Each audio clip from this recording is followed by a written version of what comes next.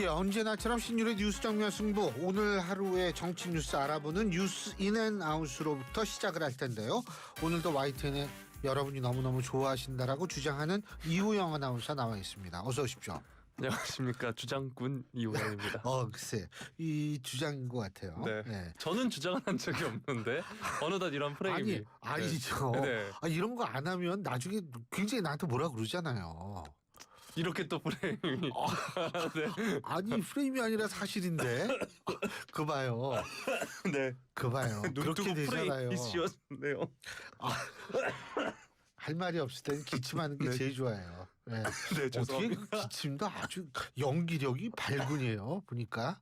네? 제가 네. 과거 대학교 때 그 연극 수업에서 연영과 친구들을 제치고 주연에 발탁이 됐었군요. 네, 발탁이 된 사람입니다. 그래서 그렇구나. 아주 적지적소에 이렇게 아주 발군의 연기력을 보이니까 뭐 제가 볼 때도 보기가 그렇게 나쁘지 않아요. 신선합니다. 네. 원래 그 보여주는 게 중요하다라고 들었습니다. 그럼요. 네. 정치든 뭐든 다 보여주는 게 중요해요. 네. 네. 하지만 보여드리기만 하진 않겠습니다. 네. 그럼 또 뭐 할 거예요? 이제 YTN 라디오가 유튜브에서도 들으실 수 있다는 점을 안내까지 해드려야겠죠. 네. YTN 라디오 유튜브에서 검색하셔서 좋아요와 구독 부탁드리고요. 신율의 뉴스 정면 승부에서는 조금 전 제가 한 기침, 연기가 아니라 실제 기침 화면까지 보실 수 있습니다. 좋아요와 댓글 부탁드리겠습니다. 야, 또 여기 순발력까지. 네. 그래요. 이게 순발력이 굉장히 중요합니다. 방송에서는. 네. 그렇습니다. 그래요. 오늘 어떤 얘기부터 해볼까요? 네, 첫 번째로 준비한 소식부터 살펴보도록 하겠습니다. 더불어민주당 이재명 대표 관련 소식인데요. 이재명 대표가 지난해 20대 대선 투표일 하루 전에 대장동 민간업자 김만배 씨가 윤석열 대통령을 통해 부산저축은행 사건을 무마했다는 내용을 담은 뉴스타파 기사를 선거운동 문자 메시지로 발송했다고 오늘 국민의힘 박성중 의원이 밝혔습니다. 중앙선거관리위원회로부터 박 의원이 받은 자료를 보면 이 대표는 지난해 3월 8일 오전 9시 이재명 억울한 진실이라는 제목으로 박영수 윤석열 통해 부산저축은행 사건 해결 뉴스타파 유튜브 영상이 링크된 선거운동 문자 메시지를 발송을 했습니다. 링크된 동영상을 보면 뉴스타파가 대선 사흘 전인 3월 6일 보도한 김만배 씨와 신학림 전 언론노조 위원장의 인터뷰 기사 내용이 담겼는데요. 뉴스타파는 인터뷰 기사를 통해서 2011년 윤석열 당시 대검 중수이익과장이 부산저축은행 사건을 수사하면서 대장동 대출 브로커 조우형 씨에게 커피를 타주고 수사를 무마했다는 의혹을 보도를 했습니다. 지난달에 이제 뉴스타파가 녹취록 전문을 공개를 했죠. 여기서 이제 조우형 씨가 박모 검사를 만났다는 내용이 있었다는 점에서 대선 전 최초 보도된 인터뷰 기사가 짜깁기 된 것 아니냐 이런 지적이 나옵니다. 검찰은 김만배 씨가 인터뷰를 통해 허위 사실을 말했다는 혐의와 인터뷰 보도 대가로 신 전 위원장에게 1억 6,500만 원을 지급한 혐의를 수사하고 있는데요. 선관위에 따르면 해당 문자 메시지는 475만 1,051건 발송이 돼서 이 대표가 선거운동 기간 보낸 공식 문자 메시지 5개 중에 가장 많이 발송된 것으로 나타났습니다.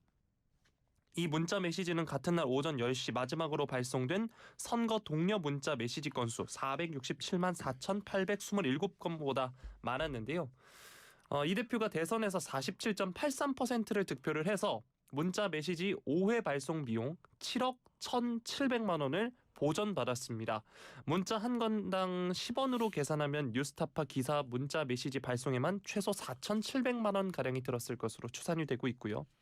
국민의힘 김기현 대표는 오늘 최고위원회의에서 선거비용 보전받았다는 점에서 이 대표가 국민 세금으로 국민을 속이는 문자 메시지를 선거 하루 전에 대대적으로 유포한 것이다. 대장동 비리 등 수세에 몰렸던 이 대표가 뉴스타파의 조작된 인터뷰는 대선판을 뒤집을 수 있는 절호의 기회로 삼고자 했던 것이라고 비판을 했습니다. 그러면서 대국민 사죄를 요구를 했고요. 이에 대해서 민주당 대표실 관계자는 꼬투리 잡기에 불과하다. 당시에 허위 인터뷰라는 것을 누가 알았겠나라고 언론과의 통화에서 밝혔습니다. 자, 여당은 이제 대국민 사죄를 요구하고 있는 거고요. 야당은 꼬투리 잡기에 불과하다라고 말하고 있는 상황인데 이 소식 뉴스인 부탁드리겠습니다. 지금 신학림이라는 사람과 김만배 두 사람의 인터뷰가 사실은 지금 두 사람의 인터뷰가 이게 문제가 있고 가짜 뉴스가 포함되어 있었는지를 민주당이 알고 있었다라는 게 여태까지 밝혀진 바가 없어요. 이런 상황에서는 민주당과 이 두 사람의 인터뷰 논란이 연결고리가 없다는 거예요. 지금까지 밝혀진 바에 따르면. 그럼 지금 시점에서 얘기할 땐 뭐라고 얘기할 수 있냐면 당연히 대선 막판에 가서 본인에 있어서의 어떤 입장을 반전시킬 수 있는 그런 게 있었다라고 얘기를 한다면 그건 당연히 누구든 그렇게 할 거라고 전 봐요. 선거 막판에 가면 진짜 뭐든지 일단 지푸라기라도 잡고 싶은 심정인데 당연히 그런 뉴스 있으면 그거 그렇게 할 수 있거든요. 이게 더군다나 가짜라는 이 인터뷰 내용이 허위가 포함됐을 가능성이 있다라고 생각을 한 상태에서 그랬다면 그건 문제가 될 수 있겠지만 만약 그거 모른다라고 가정했을 때는 저는 얼마든지 가능하다고 보고 이 아직까지 밝혀진 게 없잖아요. 그러니까 지금 상태에서 사과 요구 뭐 이런 거 해도 사실은 그건 조금 좀 너무 나간 거 아닌가 이런 생각은 네. 사실 들어요. 선거라는 거 뭐 막판 가면 엄청나지거든요. 예. 네. 자, 다음 소식은 이제 문체부 여가부 장관 인사청문회 관련 소식입니다. 먼저 문체부부터 다뤄보겠습니다.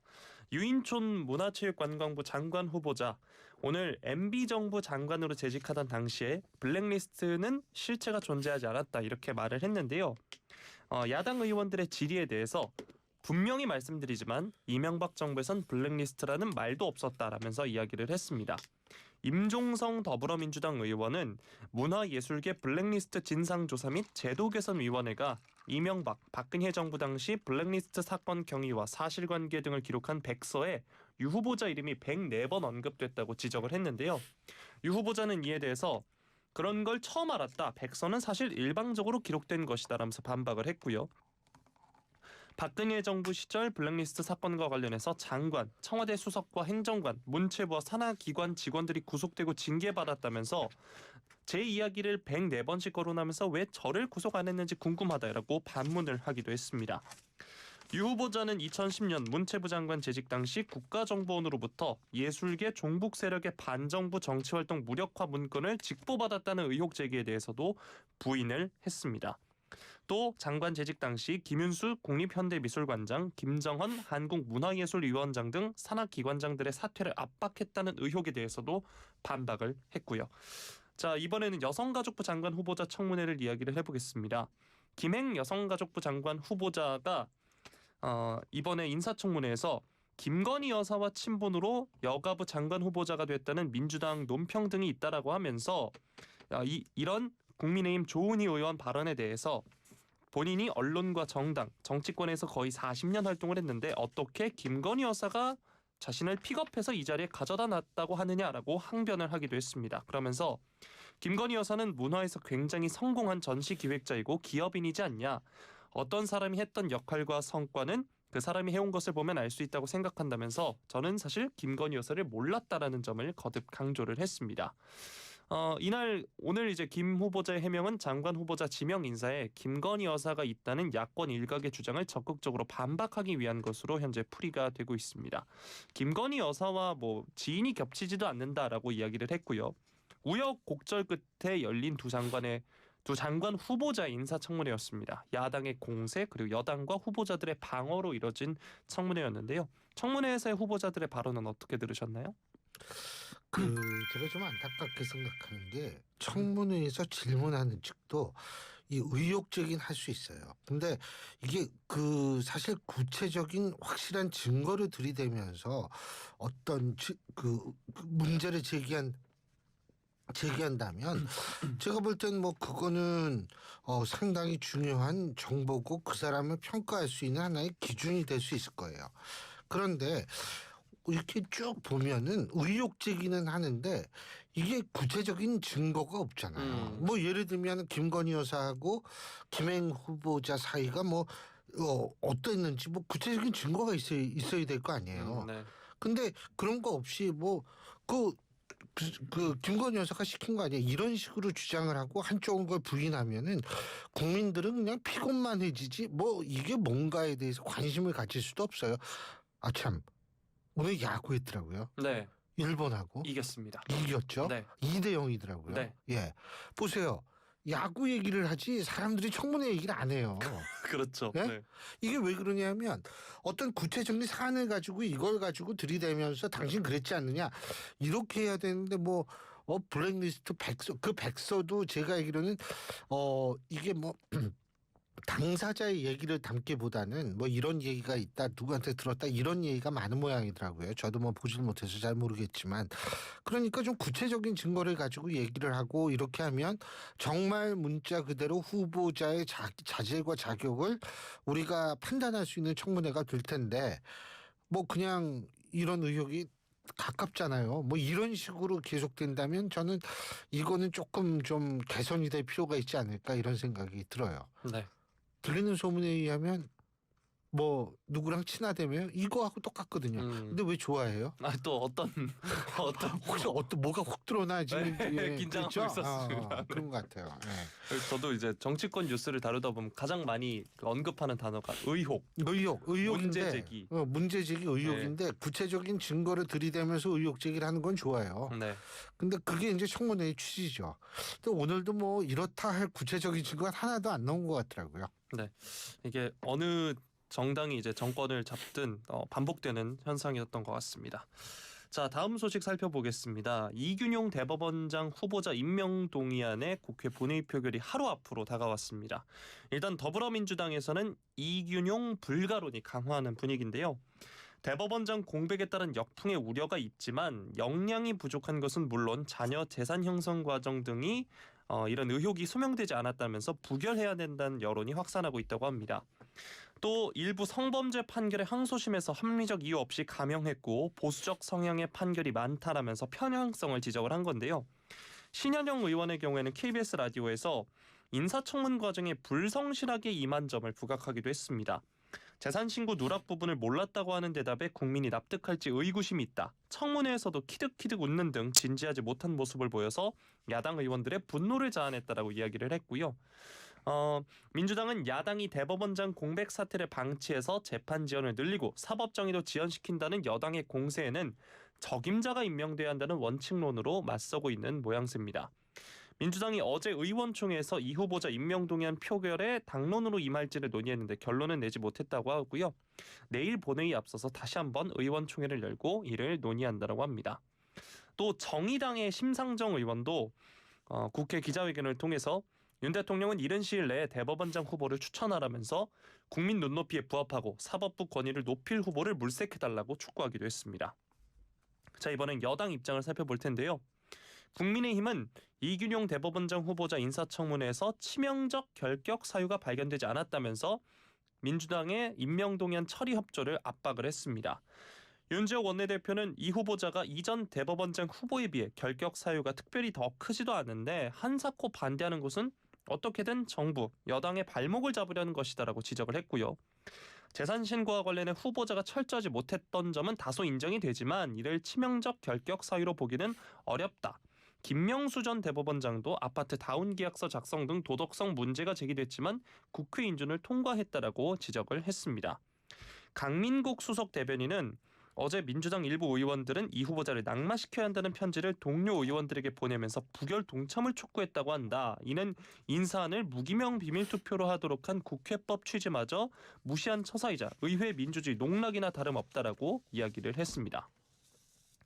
국민의힘은 이런 가운데 3선 이상 중진 의원 비공개 간담회를 열어서 이 후보자 임명동의안 표결과 관련한 대책을 논의하고 중진 의원들에게 협조를 구한 것으로 알려졌는데요.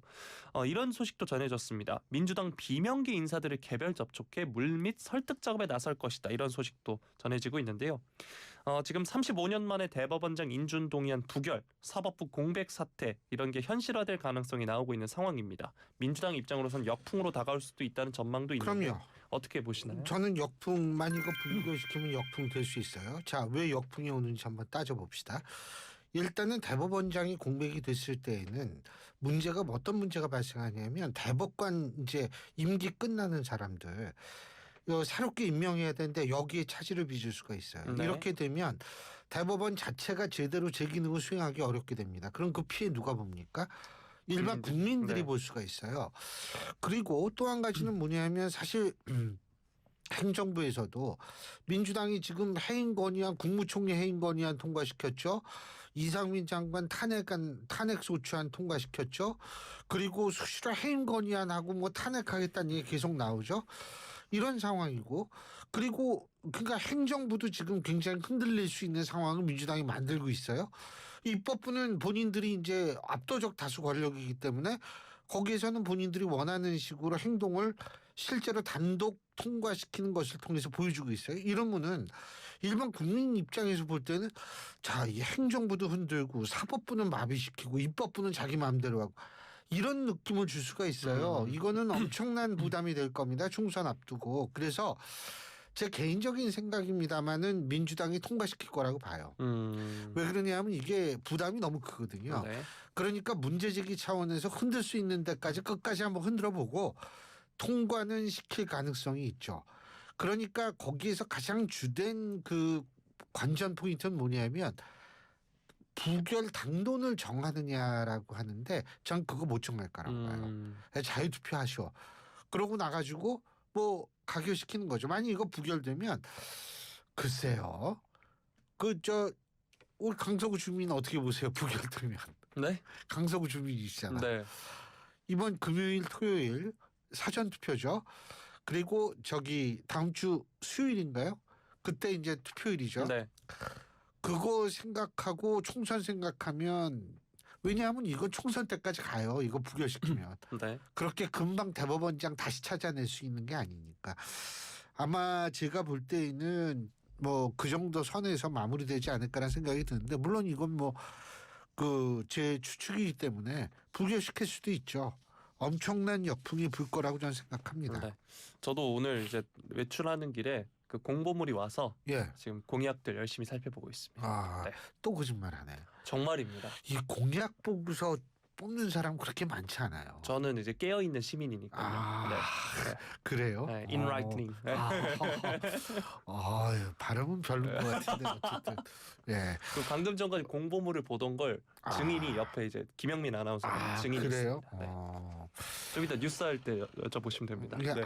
저기 지금 방금 들은 소식인데 그렇지 않다는데 가짜 김영민 뉴스입니다. 아나운서. 네. 가짜 뉴스예요. 뭐 증거가 없으니까. 뭐 요새 청문회가 대충 그렇게 하는 거예요. 네. 예, 아셨죠 이게? 네. 예. 네, 이런 의혹 제기에 맞서 그렇죠. 싸우고 있고요. 자, 다음 소식 살펴보도록 하겠습니다. 백현동 개발 특혜 쌍방울그룹 대북 송금 의혹에 관한 혐의에 대해서 검찰이 이재명 대표에게 청구한 구속영장 지난달 27일 법원에서 기각이 됐는데요. 구속을 면한 이 대표가 내일은 대장동 위례신도시 특혜 의혹 사건 첫 재판에 출석을 합니다. 이 대표의 변호인은 단식에 따른 이 대표의 건강 문제로 지난 4일 공판기일 변경을 신청했는데 재판부가 불허를 했습니다. 이 대표는 성남시장 시절 민간업자들에게 유리한 대장동 개발사업 구조를 승인해서 성남도시개발공사에 4,895억 원의 손해를 끼친 혐의, 측근들을 통해 직무상 비밀을 업자들에게 흘려 7,886억 원을 챙기게 한 혐의 등으로 올해 3월 22일 기소가 됐고요. 성남FC 구단주로서 4개 기업의 후원금 133억 5천만 원을 받는 대가로 건축 인허가나 토지 용도 변경 등 편의를 제공한 혐의, 성남시 소유 부지를 매각하는 대가로 기업의 운영 자금을 요구한 혐의도 공소 사실에 포함이 됐습니다. 이 대표는 지난 대선 과정에서 허위 사실을 발언한 혐의로 같은 법원 형사합의 34부에서도 재판을 받고 있는데요. 일단 검찰은 관련 수사가 마무리되는 대로 이 대표를 추가 기소할 전망이라고 합니다.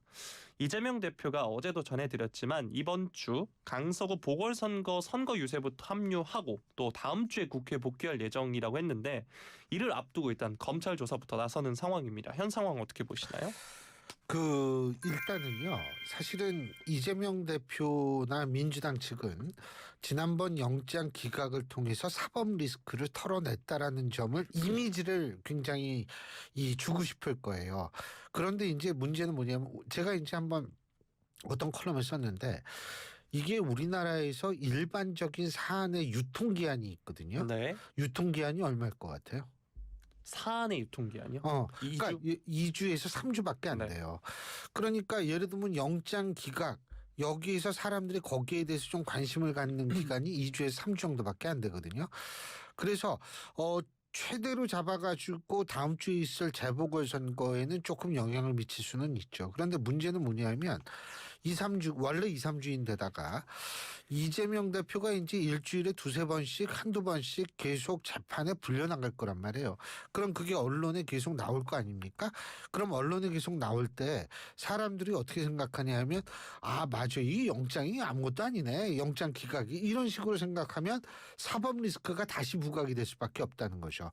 그래서 뭐 이재명 대표는 되도록이면 털었다는 느낌을 주고 싶은데 앞으로 재판 출석하면서 본인의 의도와는 다르게 일반 국민들이 아 사법 리스크가 현재 진행형이구나라는 것을 다시금 일깨울 수가 있기 때문에 제가 볼 땐 민주당이나 이재명 대표 입장에서는 사실 그다지 좋은 상황은 아니고 벌써부터 이런 뉴스가 나온다는 거는 선거를 앞둔 상황에서 또 좋은 건 아니에요. 재보궐선거를 앞둔 상황에서 사법 리스크의 딜레마는 계속되고 있음을 국민들에게 일깨워줄 수 있는 부분이죠.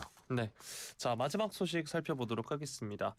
오늘부터 이제 후쿠시마 오염수 2차 방류가 시작이 됐습니다. 박구현 국무조정실 국무 1차장이 오늘 정부 서울청사에서 진행된 1일 브리핑을 통해서 우리 검토팀은 방류 데이터 모니터링을 진행 중이다. 국민 건강과 안전에 영향이 없도록 확인과 점검에 최선을 다할 것이다. 이렇게 얘기를 했는데요. 최근에 도쿄전력이 운영하는 홈페이지에서 한국어 정보 제공이 다소 부실하다는 지적이 있었습니다. 이에 대해서 당장 그 문제를 이의 제기한 것은 없으나 적절한 계기가 필요하다면 시찰단을 통해 비공식적 또는 직간접적으로 여러 방식으로 의견 표명을 해볼 생각이다라고 이야기를 했습니다. 정부 역시 홈페이지를 수시로 들여다보고 있고 언어 서비스, 실질적 데이터 내용 구성 등에 있어서 약간의 시차나 부족함이 있다고는 느끼고 있다. 이렇게 이야기를 했고요. 도쿄전력은 원전으로부터 3km 이내 해역 10개 정점에서 지난 3일 채취한 해수시료 분석 결과 모두 이상치 판단 기준인 리터당 700베크럴 미만을 기록했다라고 전했다라고 정부가 이야기를 했습니다. 또 도쿄전력은 정부는 또 1차 방류 이후 진행된 시설 점검에서 원전 희석 설비 상류 수조 4곳에서 도장이 들뜨고 부푸는 현상이 확인된 데 대해서 방류에 문제가 없다고 보고 현장에 파견된 우리 전문가를 통해 추가 확인하기로 했는데요. 도쿄전력은 이와 관련해서 빗물 유입이 원인일 가능성이 크다면서 도장 균열이 없는 등 방수 기능이 유지되고 있다라고 확인했다고 신재식 원자력안전위원회 방재국장이 전하기도 했습니다. 한편 이제 정부는 지난 6월 중순부터 이제 오염수 브리핑을 매일 진행하면서 1일 브리핑을 했었는데 다음 주부터는 주 2회로 수하기로 했다고 합니다.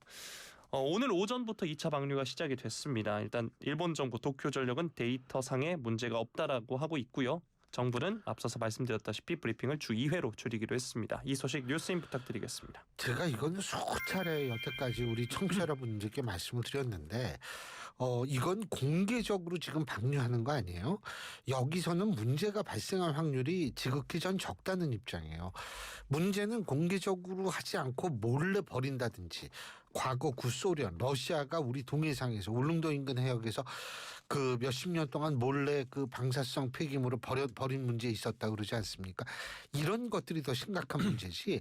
이게 일단 공개가 돼서 공개된 상태에서 사방에서 관심을 갖고 이 측정하고 이런 상태에서 큰 문제가 발생하기 힘들어요. 단 이게 지금 제가 볼 땐 뭐 몇 년 내에서 문제가 생길 확률은 적은데 앞으로 10년, 20년 후까지 우리가 계속 관심을 갖는 것이 전 중요하다 이런 입장이지 지금 당장은 문제가 발생하기 힘들다.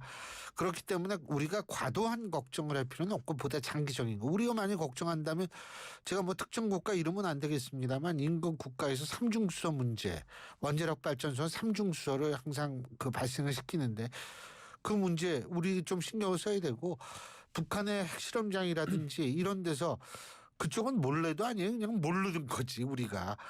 그 방사능 물질이 서해로 흘러들어갈 가능성이 지금 계속 제기가 되고 있는데 이런 문제도 우리가 아울러 좀 더 신경을 써야지 이렇게 공개돼 가지고 내보내는 건 저는 지금 당장 문제는 없을 거라고 봐요. 네. 네, 오늘 여기까지 할까요? 네. 예, 수고하셨습니다. 감사합니다. 지금까지 YTN의 이우영 아나운서였습니다.